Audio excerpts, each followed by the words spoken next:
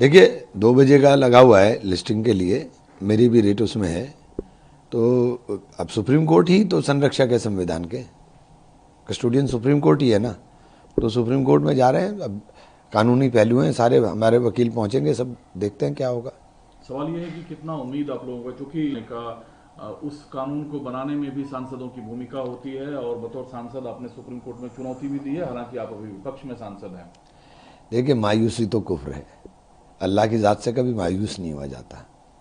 तो मायूसी तो कुफ्र है, मायूसी नहीं है। कोई भी फैसला बेहतर ही होगा, और जो बेहतर अल्लाह ने, ईश्वर ने लिखा हुआ है वही होगा। हमारी तो एक ही दुआ है कि अमन शांति सुख सबका बना रहे, देश तरक्की करे, देश में खुशहाली रहे। लेकिन 7 ऐसे राज्य हैं इसमें मध्य प्रदेश, छत्तीसगढ़, राजस्थान, असम, हरियाणा, राजस्थान, जिन्होंने सुप्रीम कोर्ट में हलफनामा डाला है कि ये बिल जो है लाया गया मेरी है। बात को अपना आप ही कह रहे हैं, मेरी बात को अपना आप ही कह रहे हैं। मैं तो पहले ही कहता था कि वक्फ और वक्फ बोर्ड दोनों अलग अलग चीज़ें हैं।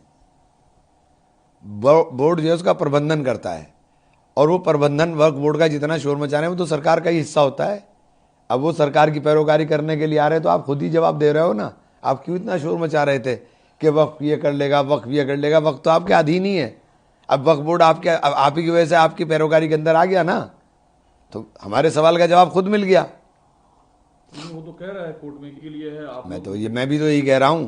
बोर्ड तो अब वो बोल रहा है जो सरकार बोल रही है, बोर्ड वो बोल रहा है जो सरकार बोल रही है। तो हम पहले ही कह रहे हैं कि बोर्ड जो है वो सरकार के नियंत्रण में ही था।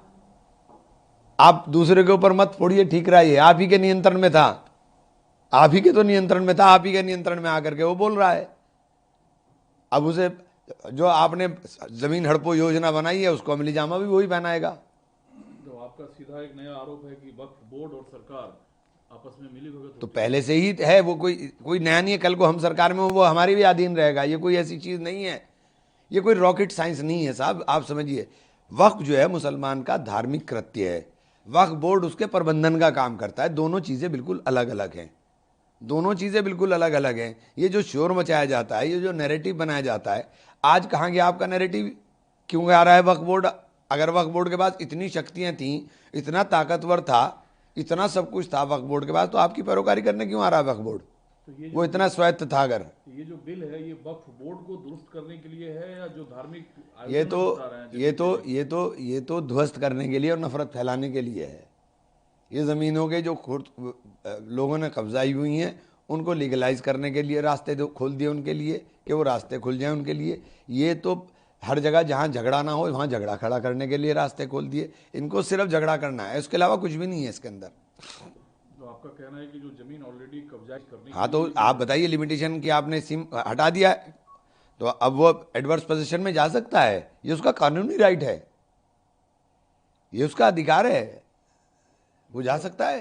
दूसरा सवाल है, ईडी ने अपने चार्जशीट में राहुल गांधी, सतीश दुबे और देखिए ईडी तो देश के अंदर अपनी विश्वसनीयता ही खो चुकी है।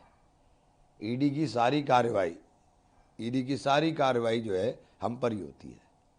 ज़रा सा आप गुजरात में एक्टिव हुए, ईडी पहुंच गई।